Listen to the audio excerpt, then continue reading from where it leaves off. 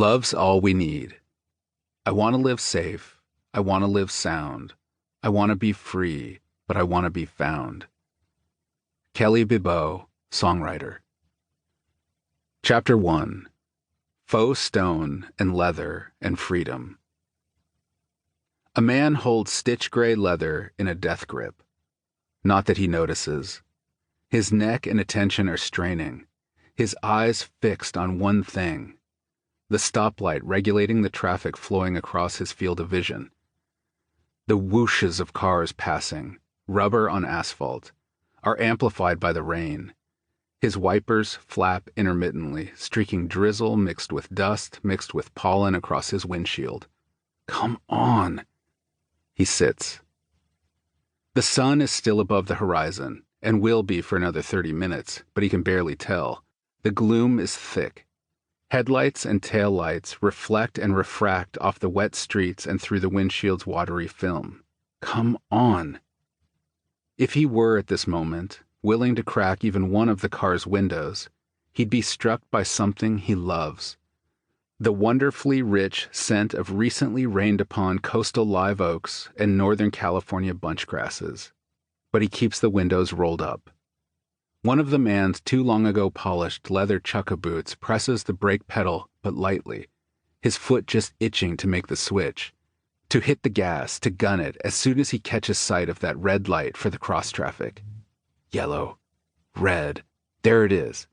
He and his black vehicle launch into the intersection. The engine of this thing is big enough to take most comers, but no one's looking to race today. RPM soar for 2 blocks.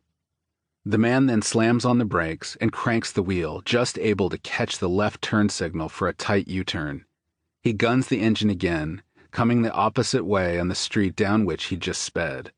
About halfway down the block, he jerks the wheel once more and flies up a ramp to his right into a lot. He considers parking close but opts for a space at the far end, about 50 yards from the building entrance.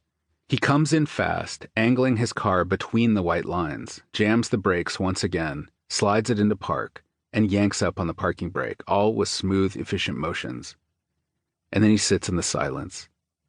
The rain is too light to make a sound inside the car. Am I really doing this? Do I really need to be here? More silence. He looks down at his phone. It's 5:32 p.m. All right, he says out loud. He opens the door and steps out into the misty cold of early March. He slams the door and hits the lock button on his key fob as he hustles and thumps toward the building. No idea what to expect, he pushes through 2 sets of glass doors.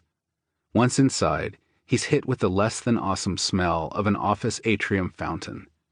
Across the dark space, though, warm light and laughter spill from a conference room.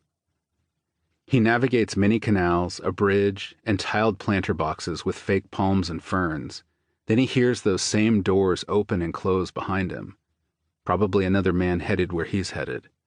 No turning back now. Defenses high, he approaches the door. He pauses for less than a second, then steps in. 7 men gather around a large conference table, engrossed in banter about something they clearly think is quite funny. "Hey, brother," one of the men welcomes him. After handshakes and quick intros, he slips into a seat at the table. He hunches down and begins rocking slightly and silently, as the guys enjoy an easy camaraderie and seem to be waiting for more men to show. 5 more arrive, including the man who came in right behind him, and then things get rolling. Jason, the leader of the group, opens with a prayer and leads the group into something he calls praise and confession. He encourages each man to offer praise to God for something good that happened in the past week, and confession of something not so good that each man did during the past week that he needs to get off his chest. Geez, really?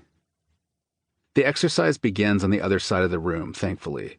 As he listens, feeling like it must be obvious that he's the newest person in the group, it isn't the praise items that surprise him, it's the confessions.